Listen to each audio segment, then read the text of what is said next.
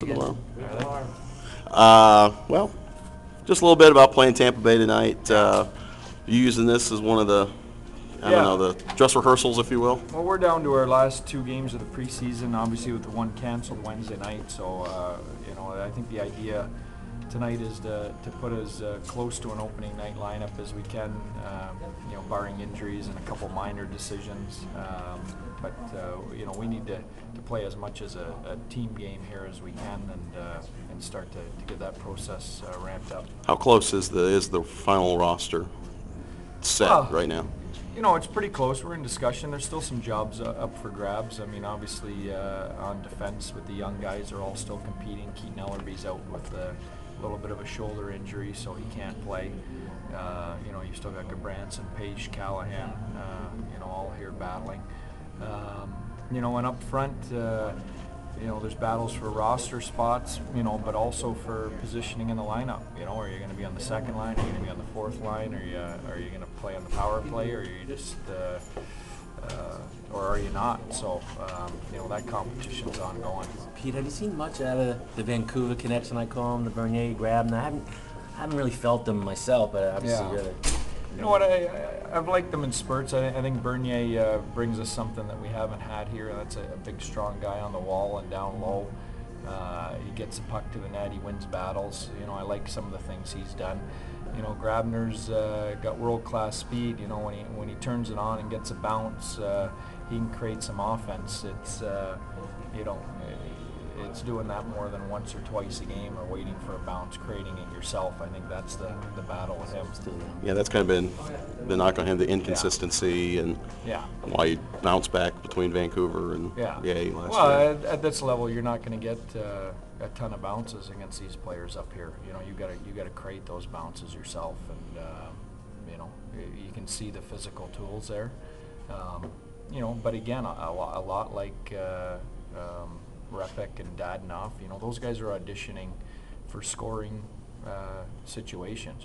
They're not fourth line pluggers, and if you're going to make a case for yourself in preseason to make a team as a scorer, you better score. Looking at Gudbranson, these two games, would you say this is his last chance, or would you do the 9-game stint like you did with Kulikov last year?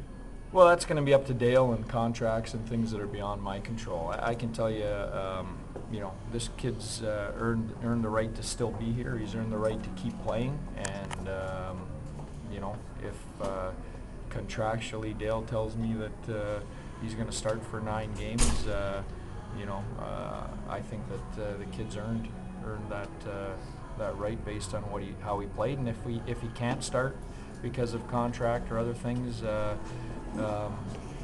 Then he'll go back. But, I think the one thing we've all seen is the future's real bright. You said, we talked last year about Kulikov, and it was apparent that going back to junior wasn't really going to help him. I mean, what about Eric? From a personal standpoint? Yeah. Well, you know what? He's a mature kid. He's physically mature. I think the thing I was worried about with Eric, as opposed to Kulikov, was that Eric plays a banging style of game. It's confrontation and it's hits and it's fights. And these are big guys that he's dealing with at this level, and so it's a different adjustment than a Kulikov who's playing a puck-moving skill game.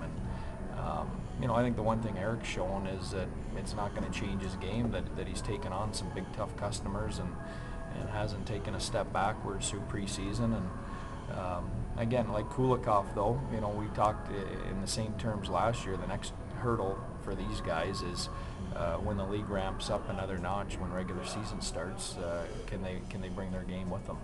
Pete, what did Stephen Weiss show you last year? Loses basically his line mates for like 70, 80 games. Career year, goals-wise. And he told you guys, Dale, he wants to be here. What did he show you last year, and what can you expect from him this year? Well, I think he showed me, reinforced what I already know about him. He's a character guy. He wants to be part of the solution here. He's not looking to get out and point the finger somewhere else. He wants to be part of fixing this, and he sees the fact that we can fix this. So I thought he had an exceptional year the last 2 years. You know, he took a real step 2 years ago statistically, and last year he took another step under trying circumstances, you know, without a lot of support around him. So I think he's getting better and better. Ceiling's still up for him, right? I think so. Yeah. Healthy day. Yeah, absolutely. I mean, you know, I think he's a big part of our success, obviously, this year. Any update on the injured guys? I mean, you just said Keaton's got a shoulder. Keaton's out with a shoulder. Kulikov's out for the weekend. Higgins is out for the weekend. Fitz Fitz is out for the weekend. So those 4 guys definitely won't play either game here. You expect them to be back Monday? Well, whoever's here. Yeah, we're hoping so. Yeah. I think you know, I'm anticipating they'll all skate next week, but you know, we'll see how that goes. Are these just training camp kind of injuries? I mean, if this was a game, would they be able to play? Or it looks like it. Yeah, I mean, you know, I don't know if there's a game if they would play. If it was Game 7 of the Stanley Cup, they would. You know, if it was a game in October, they probably wouldn't. So you differentiate between a game in October and